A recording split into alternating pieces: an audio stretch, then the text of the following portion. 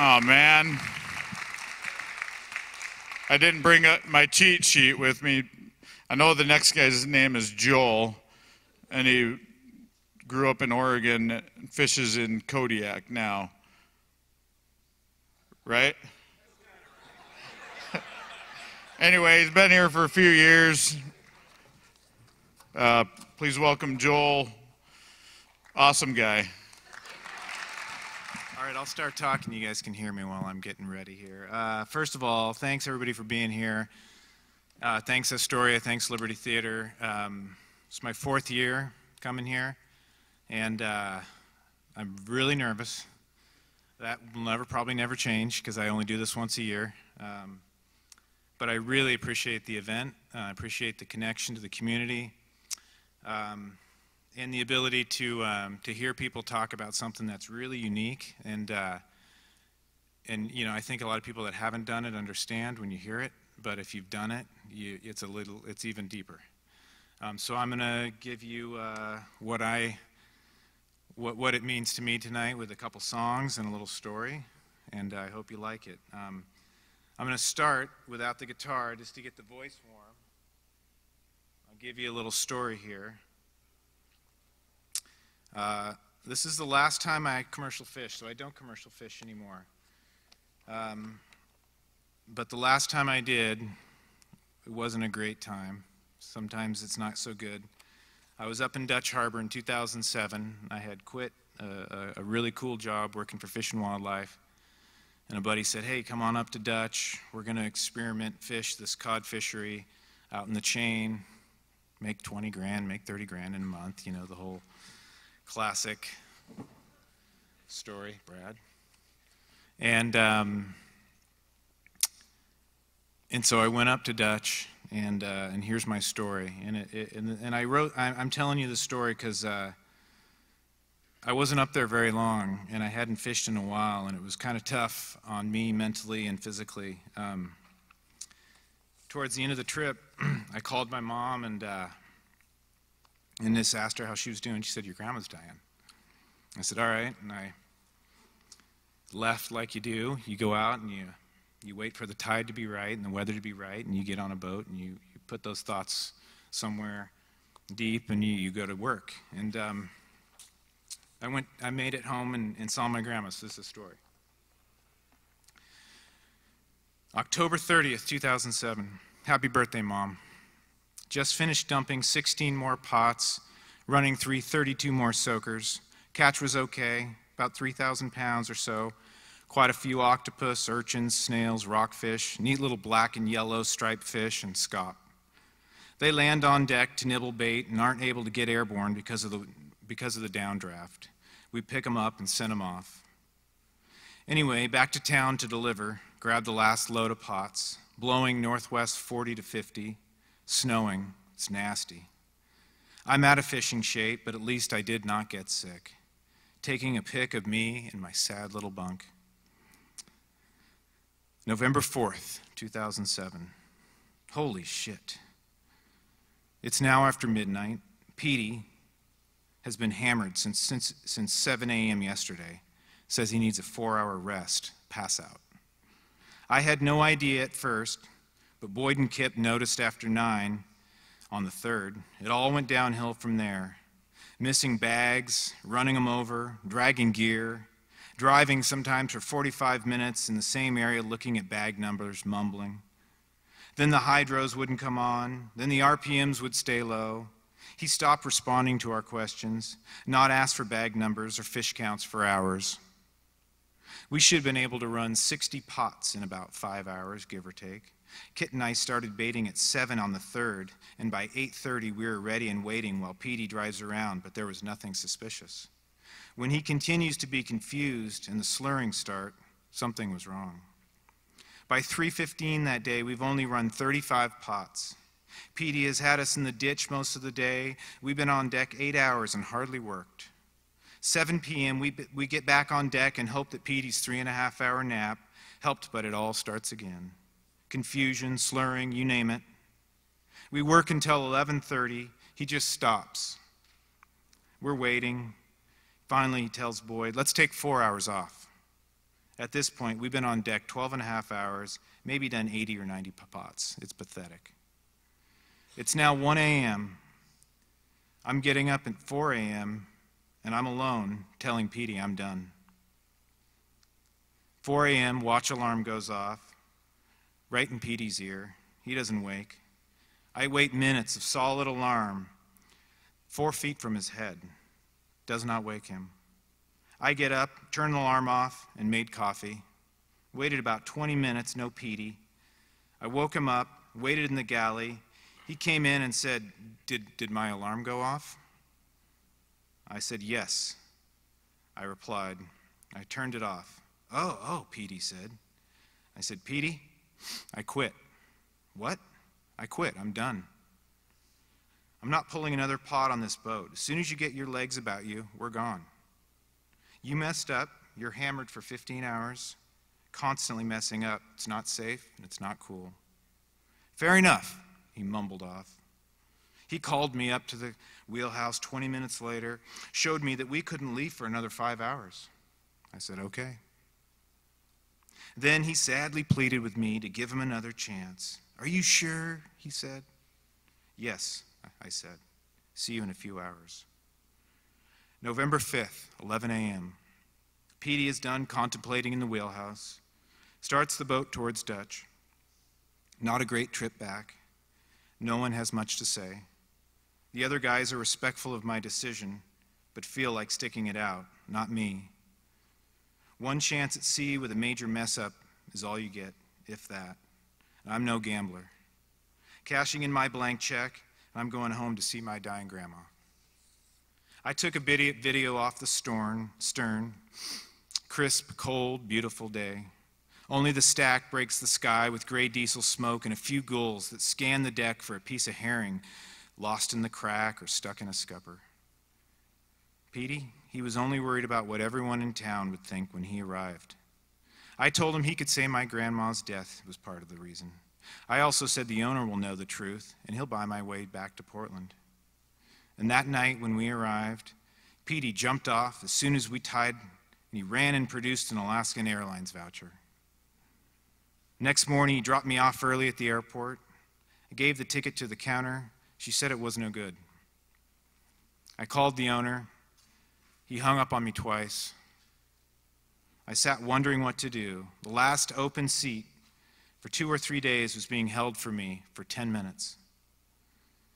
After a few minutes, the lady summoned me to the counter, said the owner called back. He bought me a ticket home. I made it back to Portland after a long layover at the bar in Anchorage. My wife picked me up at the airport. We drove 5 hours to Bellingham, spent the last 4 hours with my grandma before she passed away. I was blessed to be there. Thanks.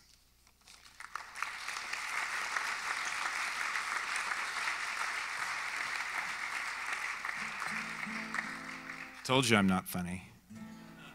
Can you guys hear that guitar?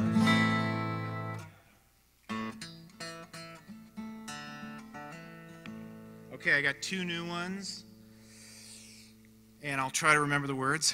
That helps. And then I got one that I wrote a few years ago. So the first one here is called the Dory Song. This one goes out to Joe Evans, Charles. Thanks for being here.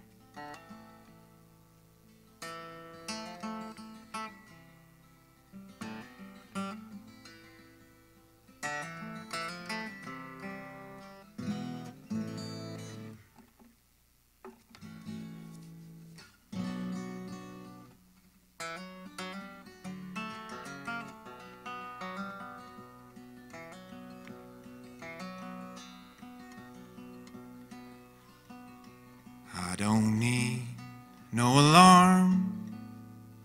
I am up before the farm. Grab grandfather's gear that he left me. I won't let you down ever.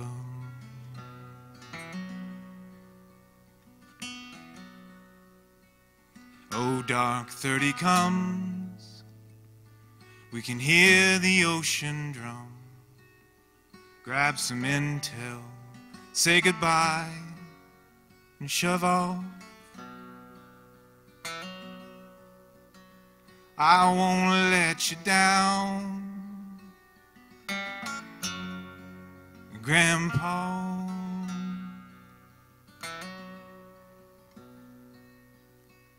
I will sing my Doris song on the water, it'll carry me along. We do not mourn for those who pass if they die living. She is underneath our feet. We can all but feel her breathe. Out beyond the rock we boil the facts from all the talking. Punch 'em in. I won't let you down. We're headed for the ground again.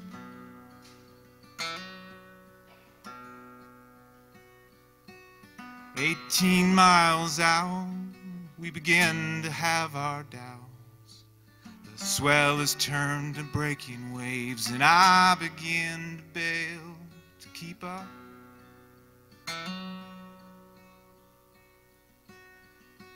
I won't let you down. I know this is where you went down, Grandpa.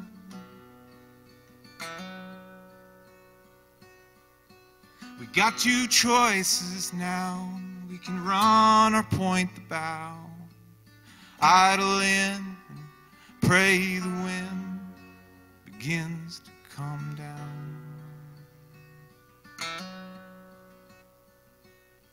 I will sing my Doris song on the water, it'll carry me along. You should not mourn if I'm to pass, 'cause I died living.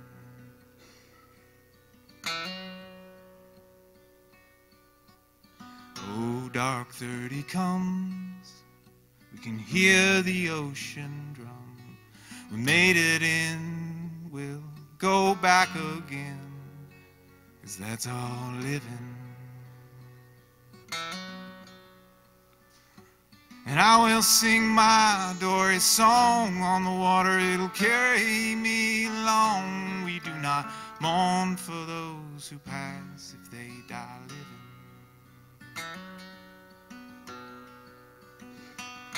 We do not mourn for those who pass if they die living.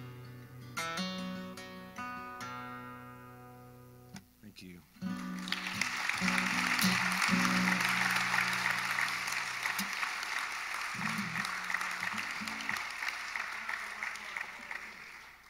One more? Okay, this is a new one. This is called 1993. I'll tell you a little bit about it so it makes a little more sense. 92 is my first year set netting up in Kodiak, and I was out in the middle of nowhere at a site. And this cool dude pulls up on a skiff during a closure, and he's got a backpack, he's got alcohol, he's got weed, he's looking for trade. I'm green, I don't know what the hell's going on, but he's a cool dude. And I made it through that summer, and that winter, people that worked for him called me and said, "Hey, would you come to work for us?" He passed away this last winter. And I ended up working at his site for years. I never really knew him, but I knew a lot about him, and so I wrote this song called 1993. Thanks.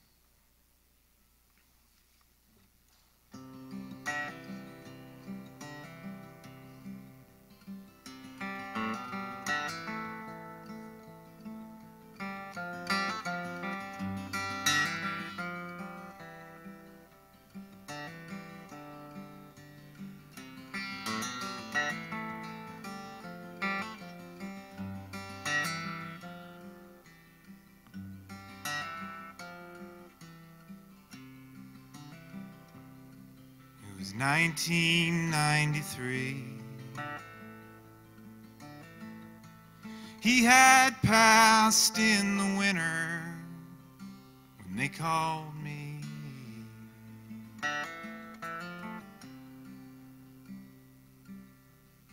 We'd met at Miners Point He came down on a closure looking for trade. We smoked a joint, and he told me what it's like to work for you. I can see it now, but I never knew.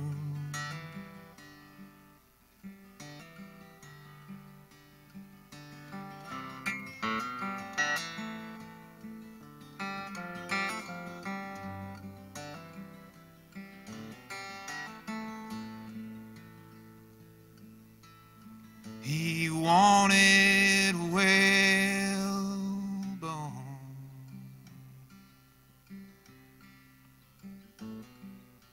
something to trade,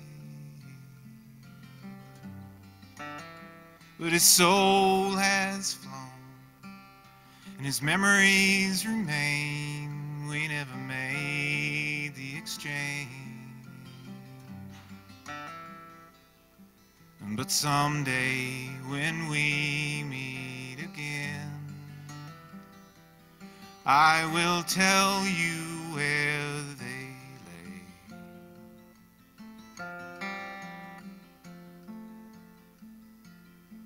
Now I'm working for your wife. We set in last year's gear. We let the first one go. Wish you were here. We're breaking all kinds of records. Keep the numbers to ourselves. We say tell the tender the same when we deliver. But I don't think it helps. There's nothing to do but board the windows and go to town.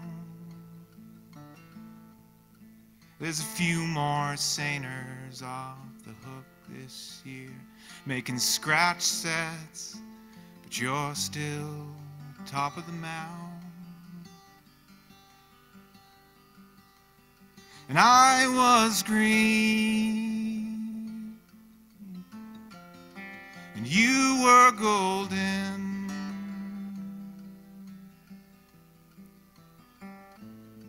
Life never has a chance.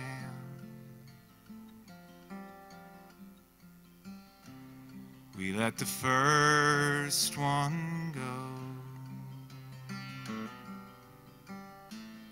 Could you feel it in your hand?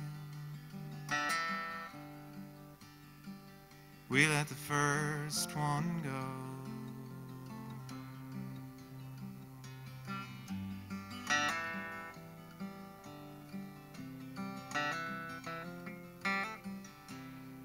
Thank you.